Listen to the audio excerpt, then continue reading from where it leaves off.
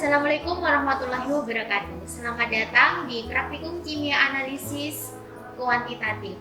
Jadi praktikum ini diganti dengan praktikum online karena ada beberapa hal yang tidak memungkinkan. Jadi sebelumnya kita akan perkenalkan dulu alat-alat yang akan kita gunakan dalam praktikum Kimia Analisis Kuantitatif di sini. Nah, untuk alat-alat yang akan kita gunakan dalam praktikum Kimia Farmasi Analisis Kuantitatif, yang pertama ada botol timbang. Botol timbang di sini fungsinya untuk menimbang zat atau bahan-bahan yang akan kita gunakan untuk praktikum secara analitik. Ya, jadi ditimbang secara kuantitatif menggunakan botol timbang. Selanjutnya adalah beker gelas. Beker gelas di sini berfungsi untuk menampung cairan atau melarutkan sejumlah bahan tertentu atau untuk memanaskan bahan tertentu di atas hot plate. Selanjutnya ada Erlenmeyer. Erlenmeyer di sini digunakan juga untuk menampung cairan atau untuk melakukan titrasi nantinya, yaitu ini untuk menampung larutan sampel kemudian akan dititrasi dengan pentitrannya. Selanjutnya ada spatula logam dan sendok porselen. Spatula logam di sini digunakan untuk mengambil bahan yang akan kita timbang. Selanjutnya untuk sendok porselen di sini fungsinya khusus, yaitu untuk mengambil bahan-bahan yang bersifat oksidator, contohnya iodium. Selanjutnya ada batang pengaduk. Nah, ini adalah batang pengaduk. Batang pengaduk bisa digunakan untuk mengaduk larutan saat kita melarutkan, kemudian untuk membantu proses menuang larutan dari wadah ke wadah yang lainnya, seperti itu. Selanjutnya adalah labu ukur. Labu ukur yang terdapat di laboratorium kimia itu banyak macamnya, banyak ukurannya.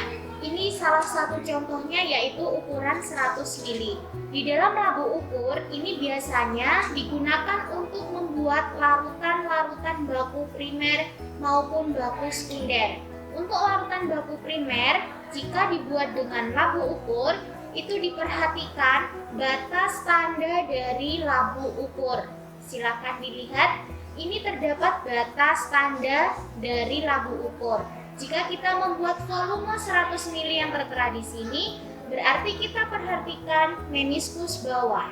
Meniskus bawah dari larutan harus tepat di garis tanda dari labu ukur. Selanjutnya adalah pipet volume beserta pipet ukur. Nah, di sini ada dua macam pipet. Yang pertama pipet volume. Yang seperti ini namanya pipet volume.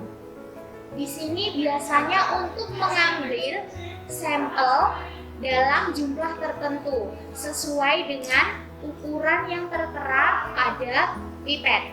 Ini contohnya 10 ml. Jadi ketika kita memipet larutan, itu nanti akan dibantu yang namanya pipet filler. Nah, itu volume yang kita pipet juga harus mengikuti tanda yang tertera pada pipet. Di sini ada tandanya, kita ambil sesuai tanda yang ada di sini, seperti itu. Kemudian, dalam mengambil larutan menggunakan pipet ukur atau pipet volume, kita menggunakan yang namanya pipet filler. Ini yang namanya pipet filler. Ada berbagai macam tombol yang harus diperhatikan dalam pipet filler. Yang pertama tombol A atau A speed. Ini fungsinya untuk mengeluarkan udara yang ada di bola filler tersebut. Nah, jadi ini dipencet maka ini udara akan keluar seperti itu. Selanjutnya adalah tombol S atau suction. Ini berfungsi untuk mengambil larutan. Jadi seperti ini. Jika ini diletakkan kemudian dipencet tombol S, itu cairan akan ikut terangkat ke atas, ya, kan perlahan terangkat ke atas seperti itu. Selanjutnya ada tombol E atau exhaust. Ini berfungsi untuk mengeluarkan larutan yang sudah berhasil dipipet. Ya, larutan yang sudah berhasil dipipet biasanya kita akan letakkan di Erlenmeyer maupun di labu ukur. Kita pencet yang namanya tombol E, exit atau exhaust. Maka larutan yang ada di dalam pipet itu akan keluar. Nah, selanjutnya adalah pipet ukur. Jadi di sini pipet ukur itu biasanya digunakan untuk mengambil reaksi. Ya, kalau pipet volume untuk sampel, kemudian pipet ukur biasanya dipakai untuk larutan pereaksi. Selanjutnya ada buret. Buret di sini ada statif dan ada klem.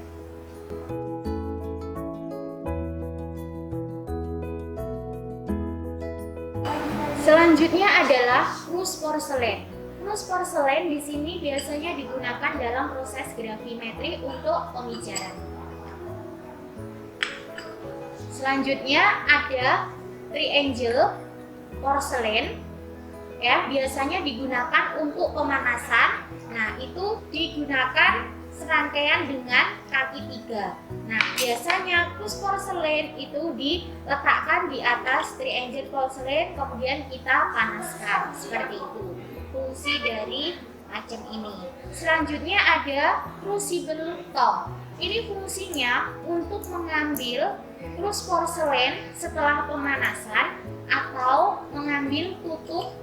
Ya, ini ketika proses pemanasan ini pastinya panas ya, dan ini diambil menggunakan crucible top.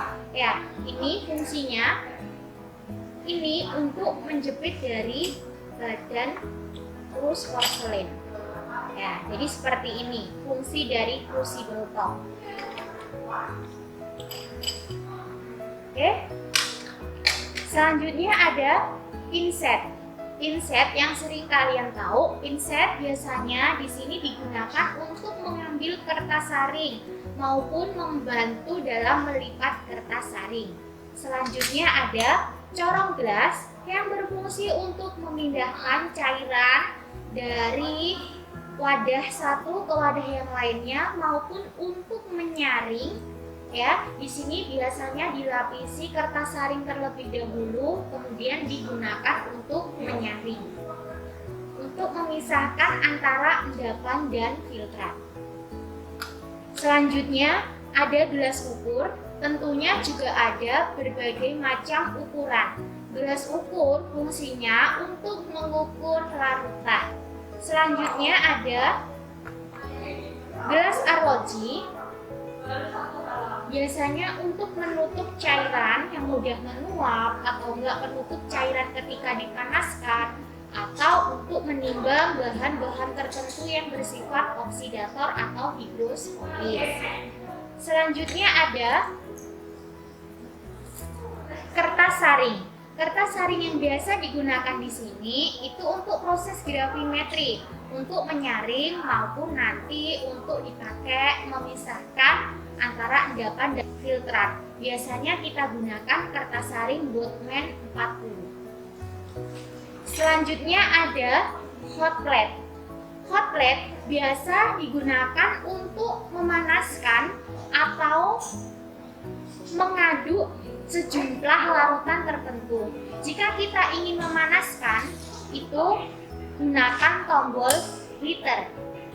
Jika kita ingin mengaduk sejumlah larutan dengan bantuan spinner, batang magnet, berarti kita gunakan yang stir. Ya, oke. Ini adalah hot plate. Nah, selanjutnya adalah desikator. Desikator di sini biasanya berfungsi untuk membantu menyerap kadar air yang terdapat pada zat. Namun pada praktikum kimia, analisis kuantitatif di sini biasanya desikator digunakan untuk membantu pengkonstanan dari krus porselen. Nah, untuk cara membuka desikator itu digeser tutupnya. Ya, jadi cukup digeser tutupnya sampai dia terbuka, baru kita letakkan bahan atau plus yang akan kita taruh di desikator, baru digeser sampai dia tertutup kembali.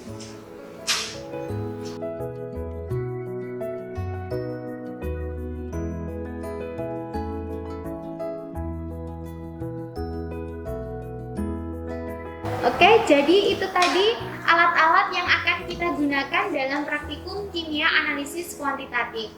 Semoga bermanfaat. Selamat belajar dari rumah dan bye-bye.